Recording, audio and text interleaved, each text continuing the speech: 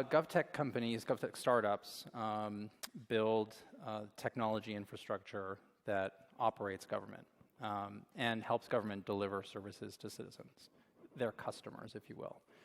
We think of GovTech startups as really the operating system, building the operating system of government. And when thinking about GovTech, civic tech, for us, it's a continuum. So that might be one end of the continuum. We think about civic tech as sort of the operating system of the citizen. So it's really people-led technologies, things like elections, community organizing, legislation, bills, those kinds of things that really are a function of you as a citizen versus the infrastructure, the day-to-day operations of government. Is how we think about the difference.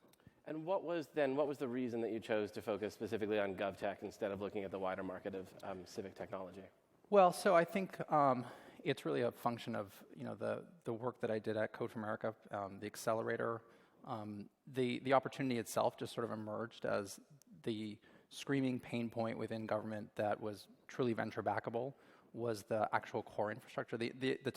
Not that this audience doesn't know this already, but the infrastructure is so, in many cases, is so archaic and in such desperate need for change that it was just obvious that, and that in combination with having seen so many great companies along the way, just growing at venture backable rates just made it seem obvious to me that there was an investment opportunity here as well. The startups that we invest in are, first and foremost, just significantly better than the existing incumbent technologies. It's really the vendor ecosystem is more of an organic ecosystem. It's not like my startups are anti vendors, or we have relationships with a lot of the large existing vendors. The reality is that a lot of the startups that we look at, they just have a completely different starting point from when they built their companies. So they're leveraging the cloud. A lot of existing vendors did not or do not. They start primarily with the user in mind. They're visually stunning, the products that our portfolio companies are building.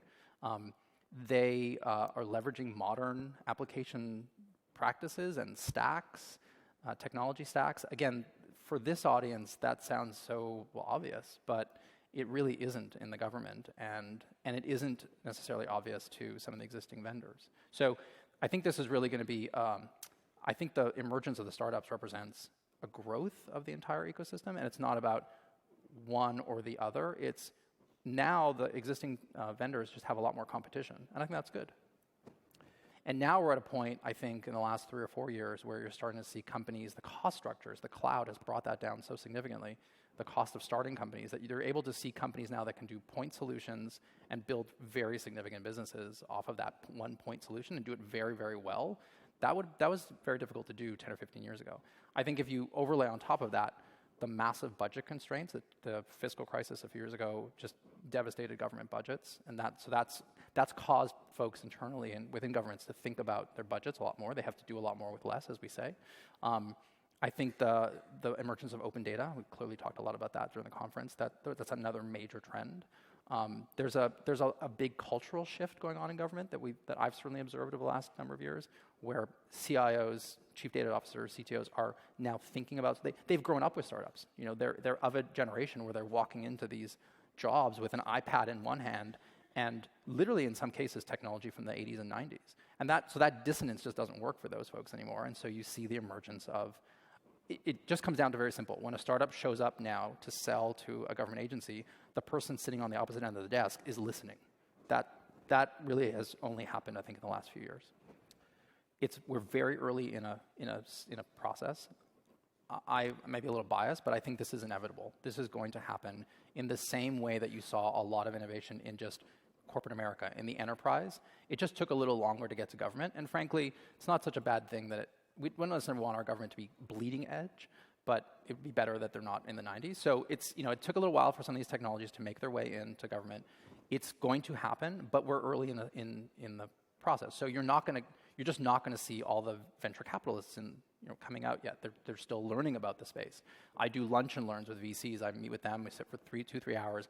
I educate them on the space. So I'm out there evangelizing.